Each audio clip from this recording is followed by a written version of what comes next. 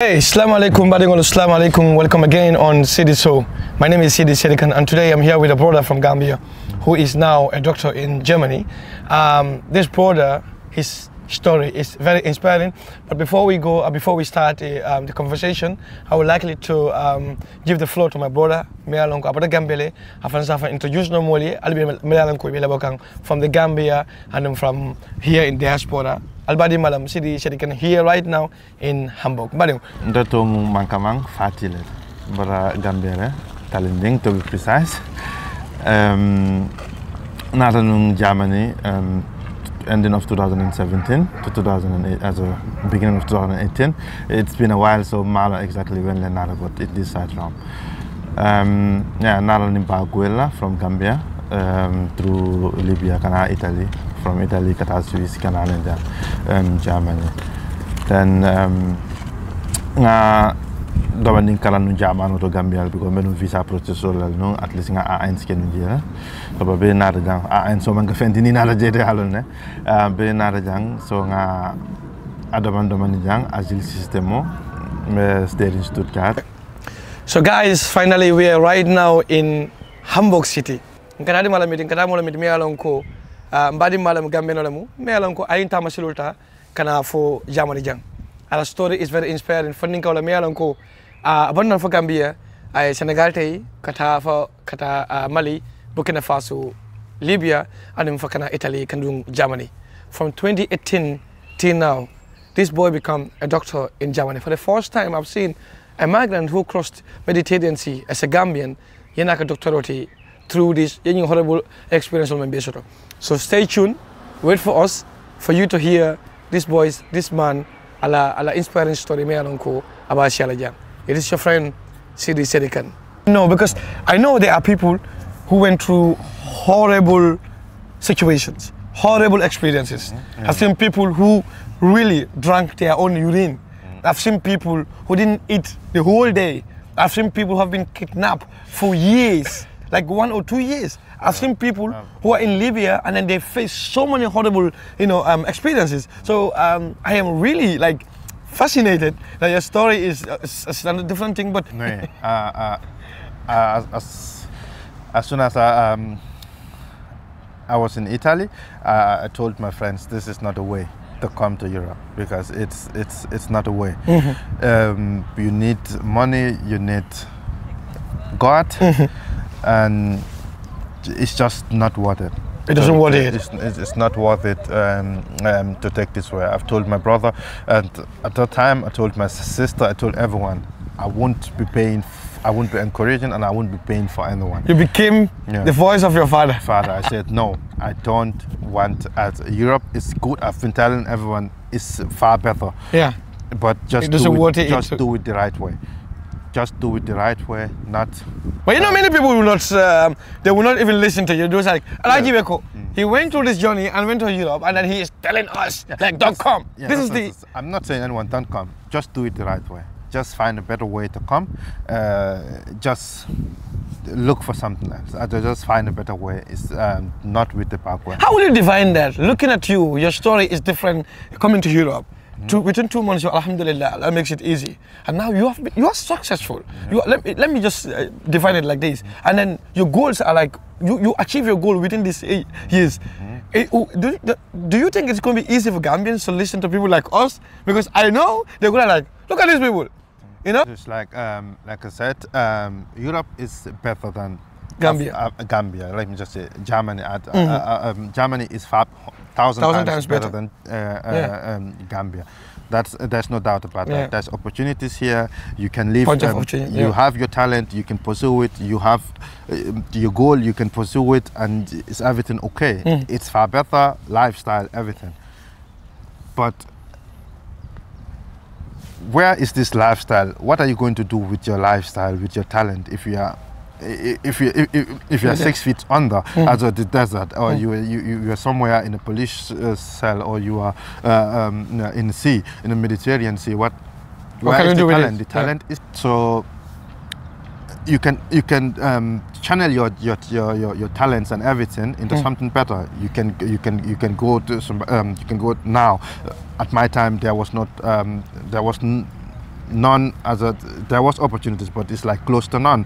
You can't have opportunities. Now there's opportunities to come to Germany, just you have to do the right thing. You have to go to school, like nursing. You can if you are a nurse or you if you're a nurse or you have a profession in the Gambia, a profession, you can come as a gastronomy and also in the healthcare system, to be a cook or to be a waitress. These two things is very easy. You just have to learn your German and you use the smart migration, the smart migration system, and you are in Germany.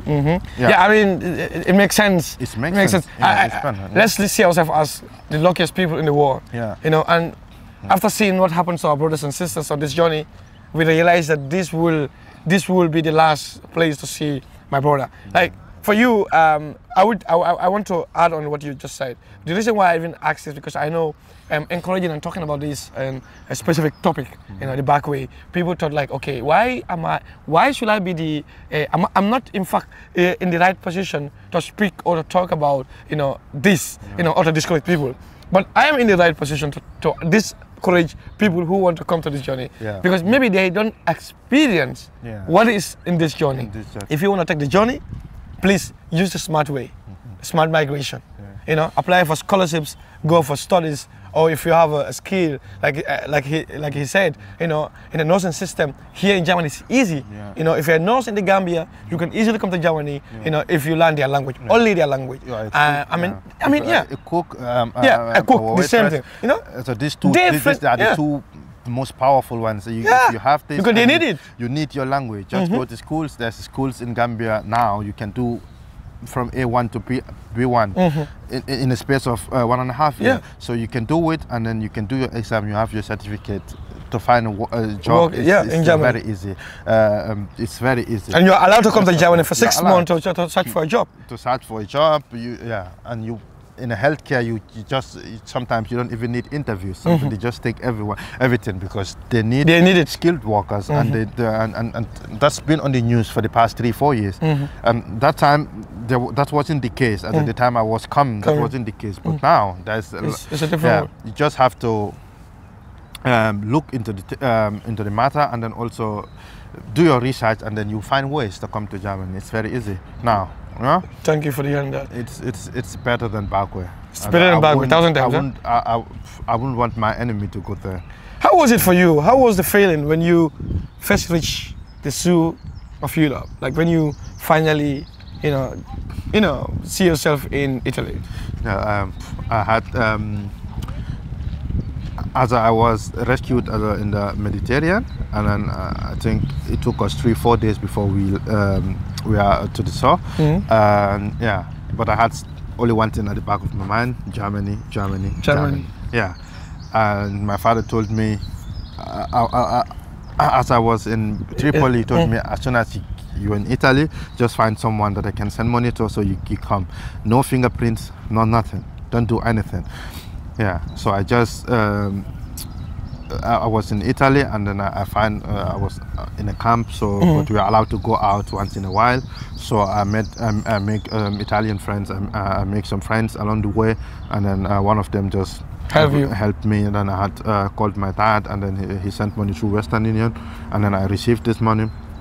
And I went with him, and he bought ticket for me I was in Lecce, so from there to Rome, and then from Rome to Milan, and from Milan to Swiss. Yeah. So then I just went, I just took the train. I just spent like 6-7 days in Italy, not so long. And then I went to Milan, and then from Milan, I also met people there, and they helped me buy ticket to Basel, Switzerland.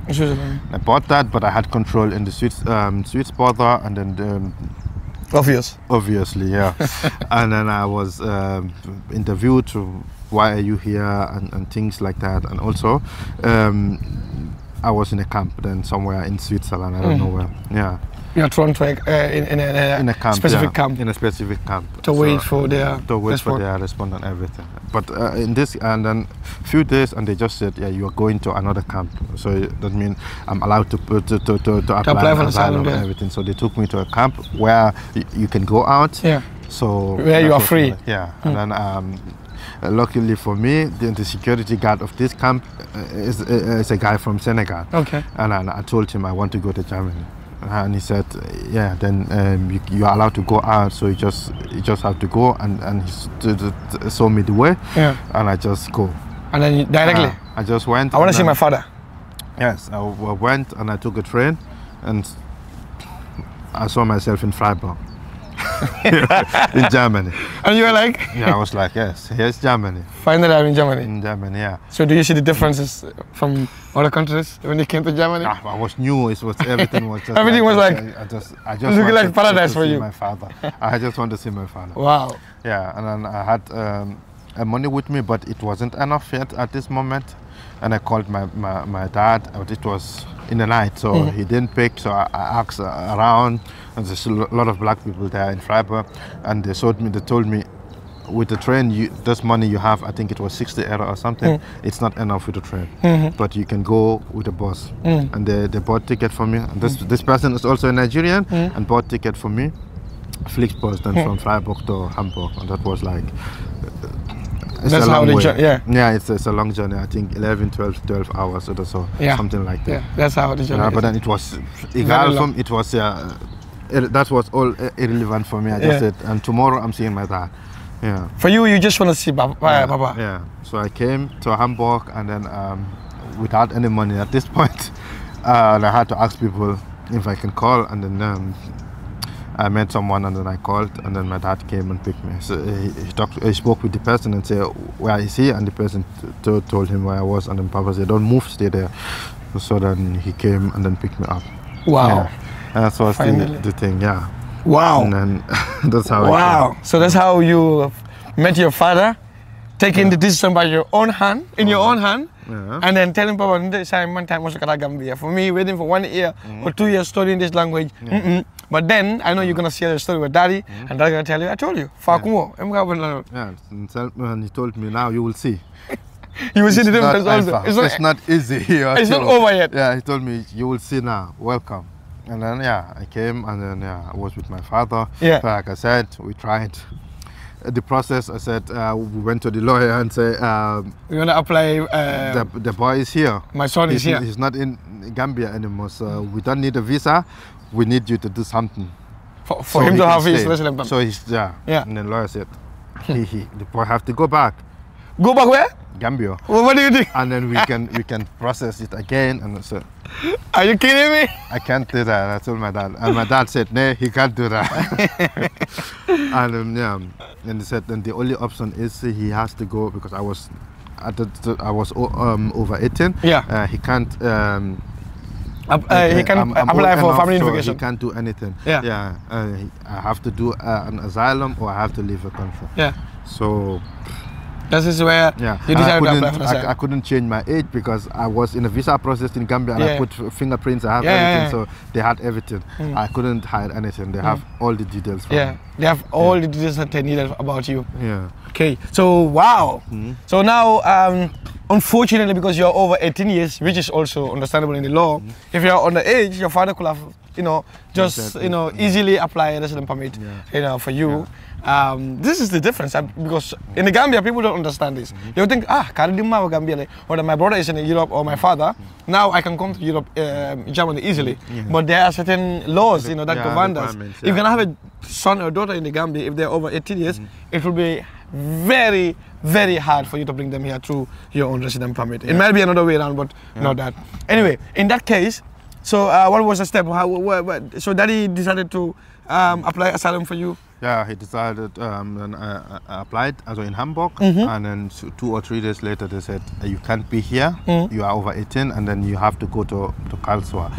Yeah, and then they gave me ticket and everything, and I went back to Karlsruhe, did my asylum and everything, and then I was there, did my fingerprints, everything, and then been discouraged by people saying, because I just laid my finger on the machine, and then automatically my pictures and my passport and everything. And they told me, you were in our system, and I said yes. And then I was then discouraged by a lot of Gambians there in the camp.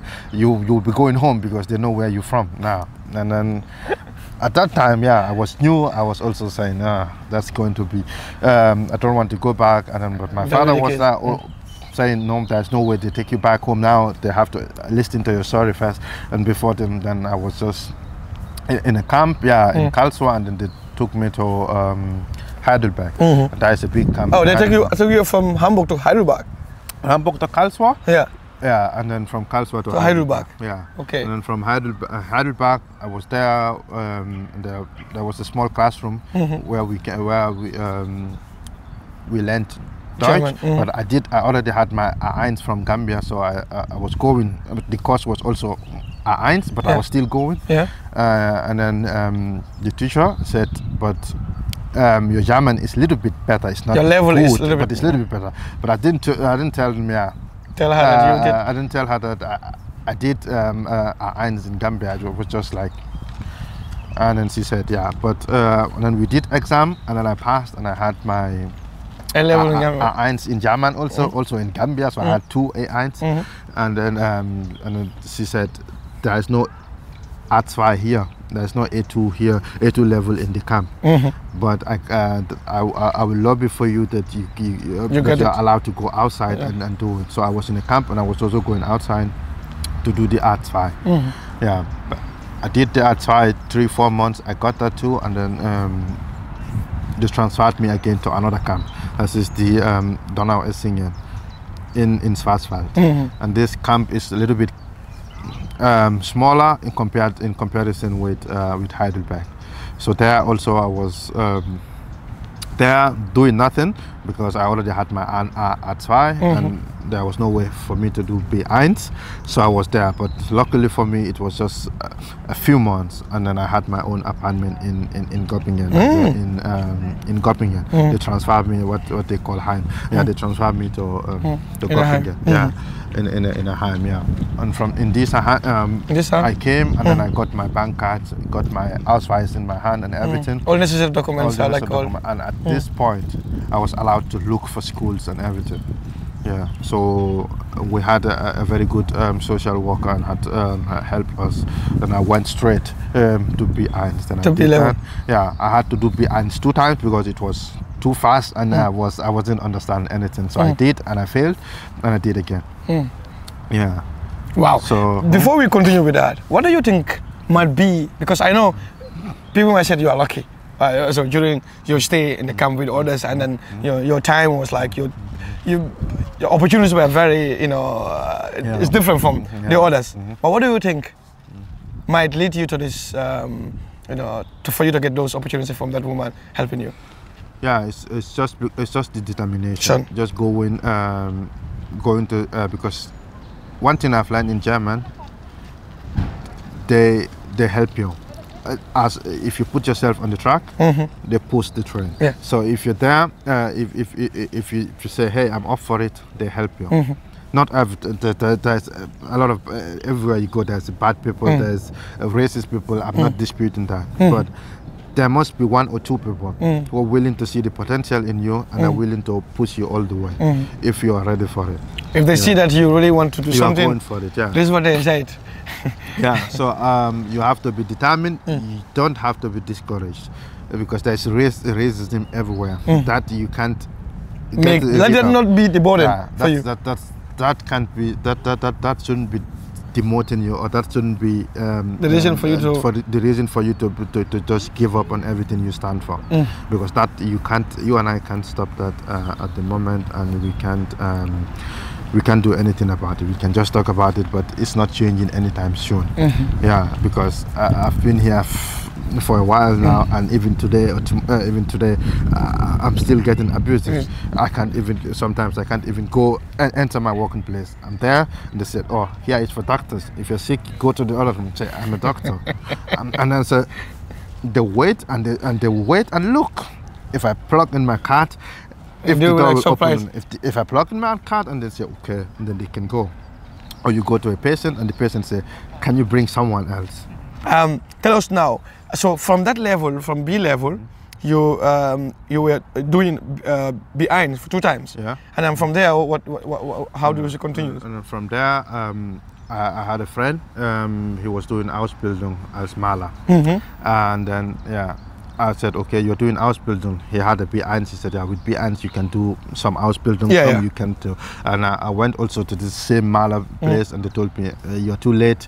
You have to apply 4 or 5 months before, not now, because now we are already booked and everything. And then the same guy I did the interview with told me, but you can try in the Pflege, also in the healthcare. In healthcare, and they're always looking for someone, so you might just have the chance. Yeah. Then I just went again to my social worker, and he wrote a Bewerbung for me, also my CV and everything, and I sent, and then they called me, and I went, and they told me, your German is okay, but it's not that good.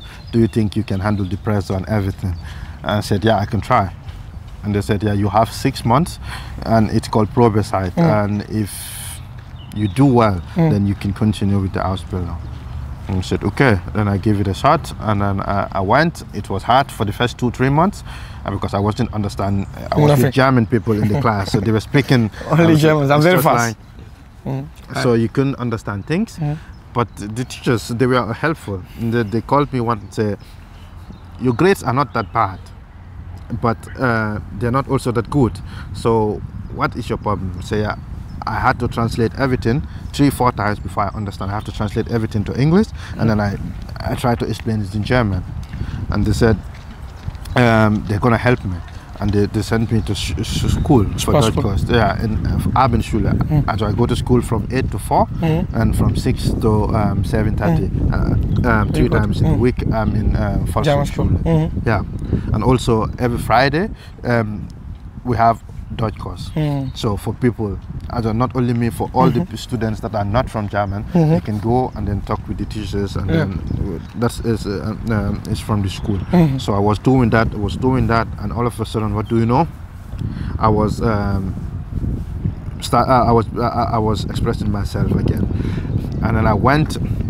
I was doing it in a hospital, so the Ausbildung, so because the Ausbildung is always 2 times, 2 parts, theory and practice. So you'll be going to school, and then you'll be going to work also.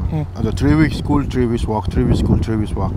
So I went to work, and there's a lot of German people there, and then all of a sudden I was saying I'm good, and then I was just going, and my grades started going up, and the teacher said, they're working now. And then after 6 months, they did their evaluation, and they said I could do it. So they just gave me the green light to do it. And they said, but you have to do your B1 with this B2 with this Volkshochschule before the end of the Ausbildung, because you have to have it. So I was doing that with the Volkshochschule, doing that. It took a while, but then I did the B2 exam and I passed. So then I had to focus only on my Ausbildung. I did the Ausbildung, and then I passed the Ausbildung. Wow. Yeah, and then as Pflegefachmann, professional nurse. Yeah, as a professional nurse. Yeah. Then after the graduation and everything, and then we had something called Pflegemesse. You go, and then you can have an interview, and you can see what you can do with your Ausbildung. Because if you have a certificate in nursing, it doesn't just mean you have to work in a hospital or in a Pflegeheim. You have to work. You can work in a lot of places. I went there and I look at everything. I even saw you can even work in a prison for the people that are that have psychiatric problem. You won't be a prison guard, but you will be there giving them medicines and everything. I was like, this is cool. This I want to do. I went there, and they told me, you're not German. You need to be a German to work in a prison. And I was like, poor, I'm not a German. and I said, you can always come back after you have your German pass. I said, okay. I was looking, and then I saw something called dual studium, and then I said, yeah, I was old. There they need C1. Yeah, C level. They need C1. Yeah. And I was like, okay, and I applied with my social worker, and then they called, and they said, you have B1, but we have a clause in our Vertrag that if you're not from Germany, you can go with B2. Wow. Yeah. And if you have a Realschulabschluss from whatever certificate you have from your country, and then they just said you can try. Yeah. So going to Heidelberg. There's a medical university there, and then I went medicine. I studied. Yeah, I looked up. There was courses that I couldn't do. I couldn't be a chirurg because they said that you need a lot of German and a lot of time. It's very deep. It's very deep.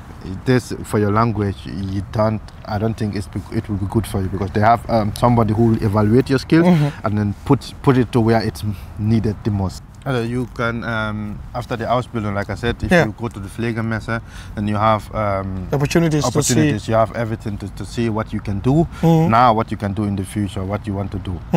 Everything you are eligible to do. Yeah. So then I saw that you can be a medical doctor if you want. Yeah, because you need to study. You have a background. You need to study. But you need to apply for a specific university. I wrote all the universities that I know that I saw, but then I got a call from Heidelberg. Yeah. And you have to go and do your interview and everything with them, and then the professionals, they look at what you can do and what they think you can do. So they just assess you and they think they give you what. And then I went, and then he told me to be a chirurg, it's not an easy job. Not a German, you can't, because of the language barrier. Of the language, and also because of the things I need to go through and everything. And he said, I don't think it's worth it. And I said, okay, I don't have what do you think is good for me? And said, I can be an anesthesia. Yeah, that's what I am now. I can be that, or I think two other options. We are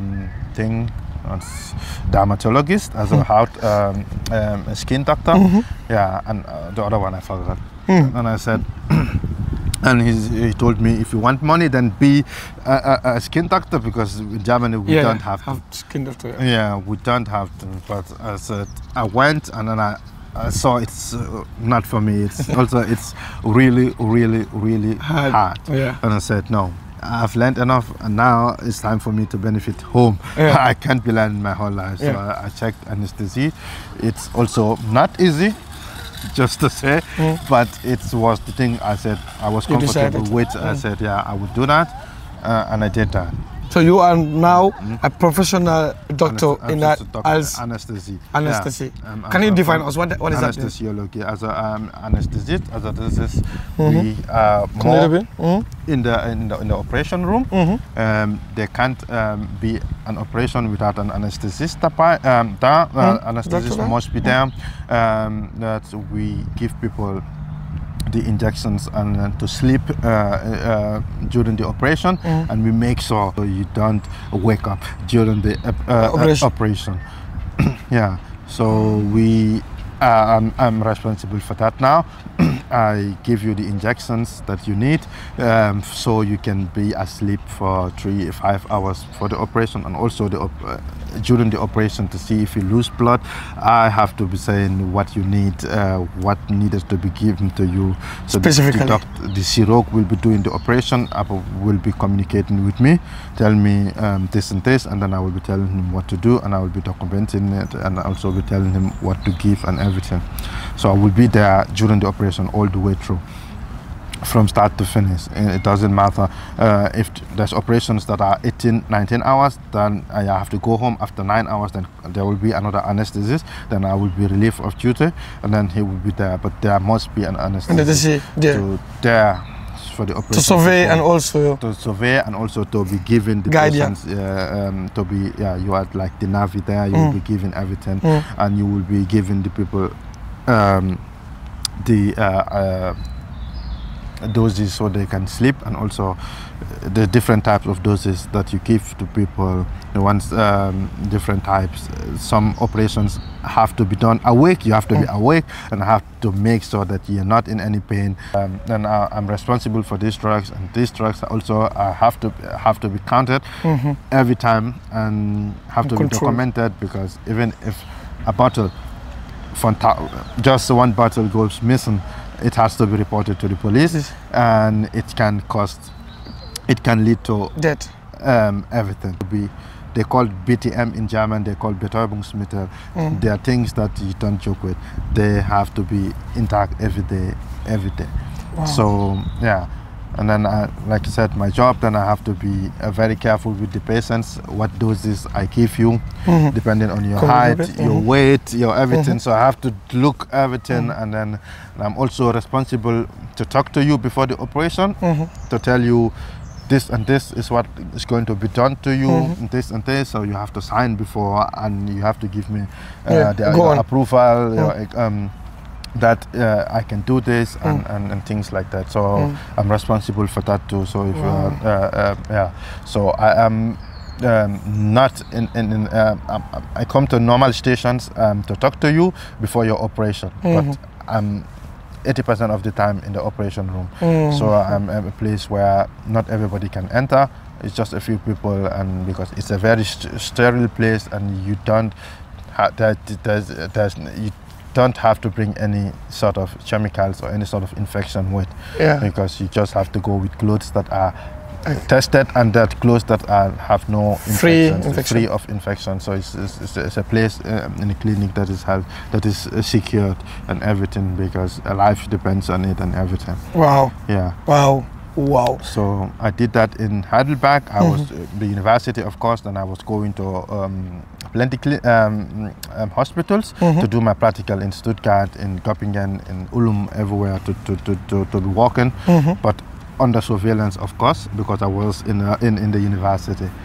And, now that I'm done, so I'm not being supervised anymore. I'm doing it on my own, and I am a full medical doctor, anesthetist in Deutsch. In English, I think Anesthesiologist or so. Anesthesiologist in English, but yeah, I'm a full-time anesthetist then here now for the past 90 days. First of all, I need to congratulate you. To be honest with you, I am first of all really amazed by your achievement.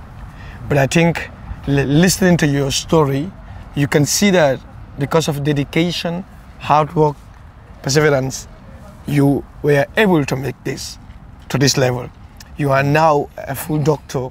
If you tell people, the young man who came from Gambia, who told his father he can't wait for 1 year just to take the flight to come to Germany, seems like you have seen your dream in front of you, and you're telling your father, "Day, you are a full doctor."